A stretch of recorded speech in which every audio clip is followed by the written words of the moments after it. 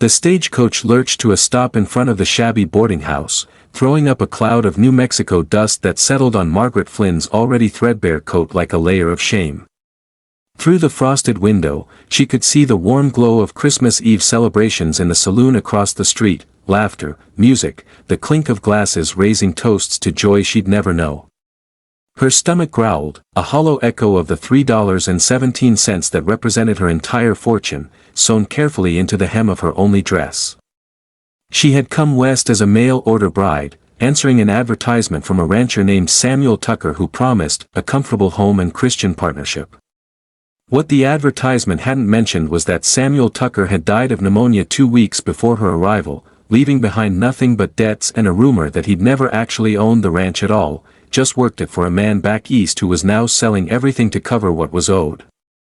"End of the line, miss," the driver called down, his voice not unkind but eager to be done with passengers and on to his own Christmas supper.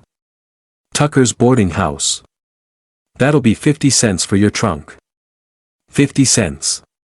Margaret's hand trembled as she counted out the coins, each one a week of meals she could no longer afford.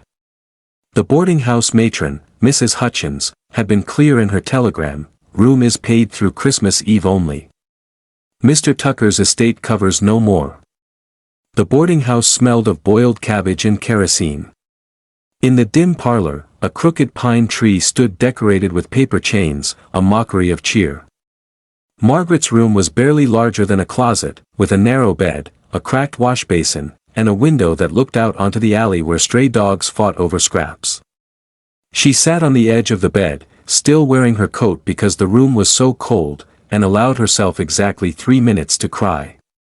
3 minutes to mourn the life she'd imagined, the kitchen garden, the Sunday services, the children she'd hoped to mother, the belongings she'd traveled 2,000 miles to find. 3 minutes to feel the weight of being completely alone in the world, 24 years old with no family, no prospects, and nowhere to return to even if she could afford the ticket. When the 3 minutes expired, Margaret dried her eyes with the same practical determination that had gotten her through the death of her parents, the loss of her teaching position when the school closed, and the succession of factory jobs that paid starvation wages to women with no one to advocate for them. She would survive this too. Somehow. But first, she had to survive tonight. The other boarders had all gone out, to church, to family gatherings, to the Christmas feast at the Silver Dollar Saloon where, for $2, you could eat your fill of roasted turkey and sweet potatoes. Margaret's stomach cramped with hunger. She'd eaten nothing since yesterday's breakfast, rationing the last of the bread and cheese she'd brought from Kansas. She'd planned to arrive, marry Mr. Tucker, and take her meals as a wife in her own home. Instead, she was here. Alone. Hungry. With Christmas Day stretching before her like an endless desert with no oasis in sight. She opened her carpetbag and counted her remaining coins one more time, as if they might have multiplied through faith or desperation. $2.67. Enough for one meal, maybe two if she was careful. But then what? The newspaper wanted 50 cents to run a "situation wanted" advertisement. Room and board anywhere decent cost at least $8 a week. Through the thin walls, she heard Mrs. Hutchins lock the front door and leave, her footsteps crunching away through the snow toward her daughter's house. The boarding house fell silent except for the wind rattling the windows. Margaret had never felt so alone. Hunger finally drove Margaret downstairs near 7 o'clock, when the winter darkness was complete and the town's Christmas celebrations had reached their boisterous peak. She'd decided to walk to the mercantile. Surely it would be closed, but perhaps there was a back door, someone who might sell her a can of beans or a handful of crackers. She couldn't afford the Silver Dollar's feast, but she had to eat something. The street was largely empty now, everyone gathered in warm places with people who loved them. Margaret wrapped her thin shawl tighter against the bitter wind and tried not to look into the lit windows she passed. Families gathered around tables laden with food, children playing with new toys, lovers stealing kisses beneath mistletoe. The mercantile was indeed closed, its windows dark. Margaret stood before it, swaying slightly with hunger and exhaustion, trying to decide what to do next. Return to her cold room and sleep through the hunger? Walk to the church and beg. The thought made her cheeks burn with shame, but pride was a luxury she could no longer afford. Kitchens out back. Margaret spun around, startled. A man stood in the shadows of the alley beside the mercantile, an Apache, she realized with a start, though he wore the clothes of a ranch hand, canvas pants, a heavy wool coat, worn boots. His face was weathered, his long dark hair tied back, his eyes kind despite the wariness that seemed permanently etched into his features. "I'm sorry," Margaret managed. "You're hungry. Kitchen's out back." He gestured toward the rear of the building. "The mercantile owner, Mr. Chen, he's Chinese. Makes a big feast on Christmas, says it's good business to feed folks. All the railroad workers and cowhands who got nowhere else to go, we eat there. No charge." Margaret hesitated. She'd heard stories about Apache raids, about the wars that had torn through this territory. But she'd also learned that most stories told by frightened white settlers were more fiction than fact. And this man's eyes held no threat, only a recognition that she understood instinctively. He knew what it was to be an outsider. He knew what hunger felt like. "I don't want to impose," she said quietly. "Nobody's imposing. That's the point." He nodded toward the alley. "Come on. I'm headed there myself." He walked ahead, not waiting to see if she'd follow, and after a moment's hesitation, Margaret did. The alley opened onto a small courtyard behind the mercantile where lanterns hung from posts, casting pools of warm light onto the snow. A long table made from planks and sawhorses stood laden with food, roasted chickens, pots of rice and beans, vegetables in savory sauces, fresh bread, and pies. At least 20 people gathered there, Chinese railroad workers, Mexican cowboys, colored porters from the train, a few weathered white men who looked like prospectors or drifters, and 3 other Apache men. "Welcome, welcome," Mr. Chen called out, his round face beaming. "Christmas is for everyone. Come, sit, eat. We have plenty." The Apache man who'd found Margaret gestured to an empty spot on one of the benches. She sat, overwhelmed by the generosity before her. He sat beside her and began filling a plate, not his own, she realized, but one he then handed to her. "Eat," he said simply. "You need it more than talk." Margaret's hands shook as she accepted the plate. The smell of the food made her dizzy. "Thank you," she whispered, but the words felt insufficient for what was being offered, not just food, but dignity. Not just sustenance, but belonging. "Name's Joseph," the Apache man said, filling his own plate now. "Joseph 2 Ravens. Though the white folks just call me Joe." "Margaret." "Margaret Flynn." She took a bite of chicken, and it was so delicious she nearly wept. "I came here to be married, but the man died before I arrived." Joseph nodded slowly. "That's rough luck. What will you do?" "I don't know yet," Margaret admitted. "Find work, somehow. I was a teacher once, back east." "We could use a teacher," said one of the Mexican cowboys, leaning across the table. "My kids, they got no school. Ranch is too far from town." "Mine too," added another man. "There's maybe 15, 20 kids at the various ranches and camps around here. No school within 30 miles. Margaret felt something flutter in her chest, not quite hope, but perhaps its precursor.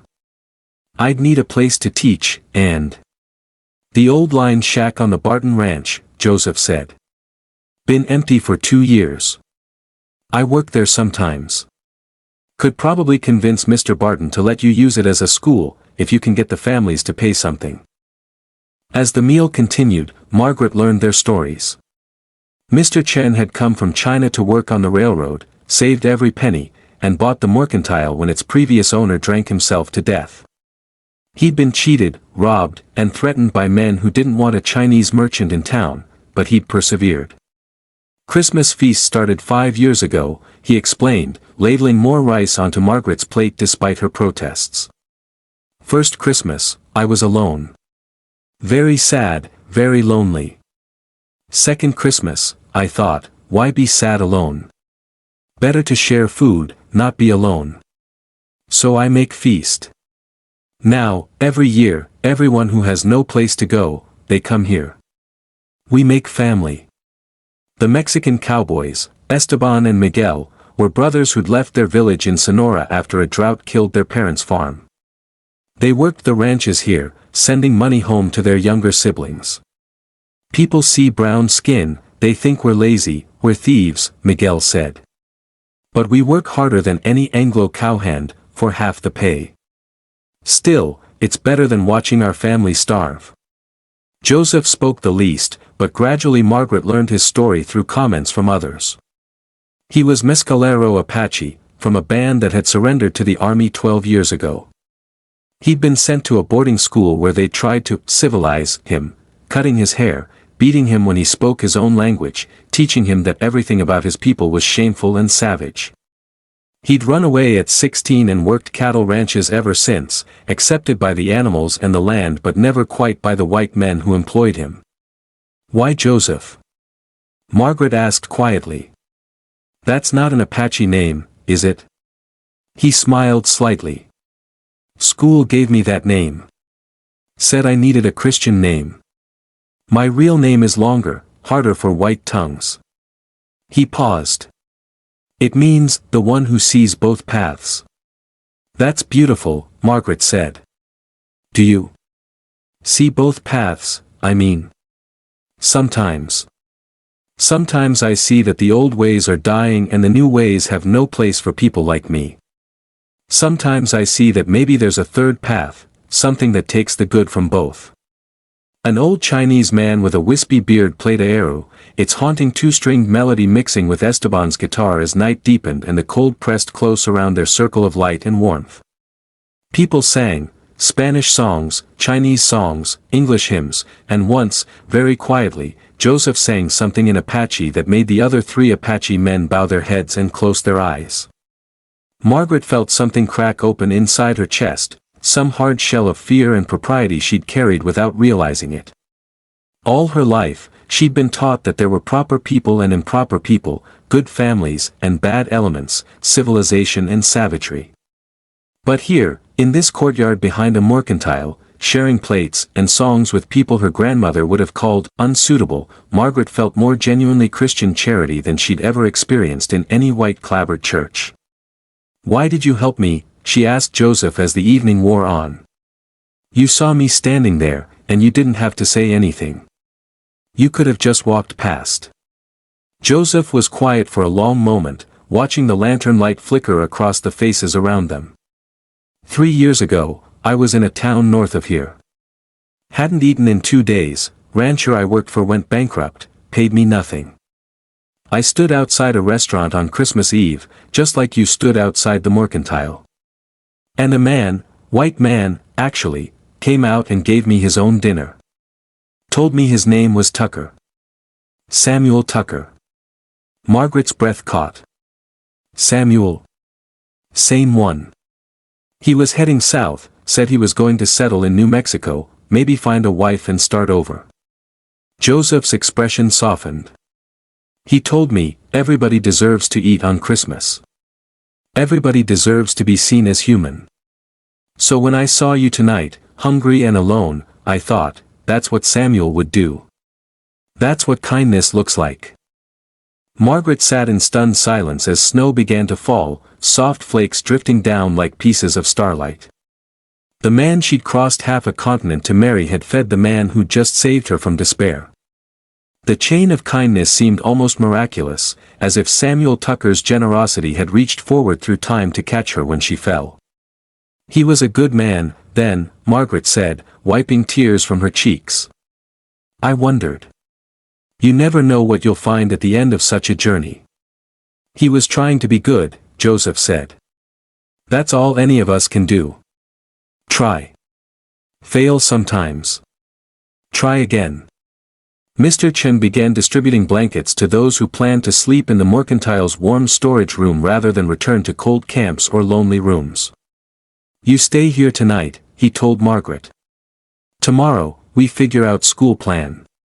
Tonight, you be warm, be safe, be full. Margaret wanted to refuse, to maintain some shred of independence and dignity, but she was learning that sometimes accepting help was its own kind of courage. Thank you. All of you. I don't know how I'll repay this. You teach our children, Esteban said firmly. You teach them to read and write and figure numbers. You teach them that they matter, that they can be something. That's how you repay. Over the next hour, as the gathering wound down, a plan took shape. The families would pool resources to pay Margaret $30 a month, not much, but enough to live on modestly. Mr. Chen offered her the storage room above the mercantile for $5 a month until she could afford better. Joseph promised to help her clean and prepare the line shack as a schoolhouse, and to speak with Mr. Barton about using it. School starts after New Year, Miguel said, shaking her hand formally. My boys, they're wild, but they're smart. You'll see. As the courtyard emptied and Margaret helped Mr. Chen carry plates inside, she realized something profound had shifted. This morning, she'd been Margaret Flynn, failed mail-order bride, charity case, woman with no future. Tonight, she was Margaret Flynn, teacher, part of a community of outsiders who'd chosen to create family from shared humanity rather than shared blood. Joseph was the last to leave. He paused at the courtyard gate, snowflakes catching in his dark hair. The thing about being broken, he said quietly, is that you learn how to be kind to other broken things. Your Samuel knew that. Now you know it too. Will you come to the school? Margaret asked. I mean, to visit, to see how the children are doing. He smiled, a real smile this time, reaching his eyes. I'll come. I might even learn something myself. Never got to finish school, you know. Still can't read much past street signs and brand marks. Then I'll teach you, Margaret said. If you want to learn, that is. No beatings for speaking Apache, I promise. Joseph laughed, a sound of genuine warmth. It's a deal, teacher. As Margaret climbed the stairs to her new room above the mercantile, her stomach full, her heart fuller, she thought about the strange mathematics of grace. She'd lost a husband she'd never met but gained a community she'd never imagined. She'd arrived in New Mexico with $3.17 and ended the day wealthier than she'd ever been, not in money, but in something more valuable, proof that kindness creates ripples that spread farther than we can see, touching lives we'll never know, returning to us when we need it most. Through the small window, she could see the stars emerging between snow clouds, impossibly bright in the desert sky. Tomorrow would bring challenges, a schoolhouse to prepare, lessons to plan, prejudices to overcome, a life to build from nothing. But tonight, Christmas Eve, a poor mail-order bride who'd had no supper had been fed by an Apache who'd once been fed by the man she'd come to marry, and in that circle of generosity, Margaret glimpsed the real meaning of Christmas. We are all broken, we are all hungry, we are all searching for home, and when we share what little we have, we create something holy. As she drifted off to sleep beneath Mr. Chen's warm blankets, Margaret made a silent promise to Samuel Tucker, wherever his spirit might be. She would honor his kindness by passing it forward. She would teach every child who came through her schoolhouse door that their worth wasn't determined by their blood or their skin or their parents' wealth, but by their character and their courage and their capacity for compassion. And she would tell them the story of Christmas Eve, when strangers became family and an Apache's generosity revealed the truth that the best kind of civilization isn't built on who we exclude, but on who we choose to embrace. Outside, church bells rang midnight, their clear tones carrying through the snow-hushed darkness. Christmas Day was beginning. Margaret Flynn was no one's bride, but she was something better, herself, complete and whole, hungry no longer, ready to build a life worth living, not in spite of the kindness of outsiders, but because of it. The mail-order bride had found her home after all. It just looked nothing like she'd expected, and everything like grace. On Christmas Eve, a poor mail-order bride had no supper, until an Apache shared his plate. But he gave her more than food. He gave her purpose, community, and the understanding that the best gifts are never the ones we plan to receive, but the ones that arrive exactly when we need them, carried on the kindness of strangers who become family.